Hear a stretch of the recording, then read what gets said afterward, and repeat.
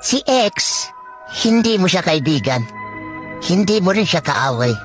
Siya yung taong nakasama mo sa nakaraan na gumawa ng magandang alaala.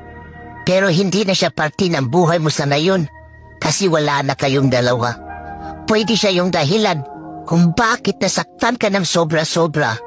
Pero siya naman yung rason kung bakit marami kang napupunan sa pag-ibig. Kaya kung babalik man siya ulit sa buhay mo at magpaparamdam ulit, it's your choice.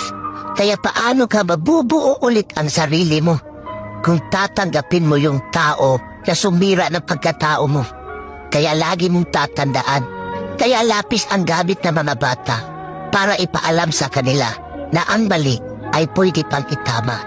Kaya naman ballpen ang gamit natin para ipaalam sa atin na hindi na tayo bata, na para ulit-ulitin pa ang pagkakamali na hindi na natin kayang burahin.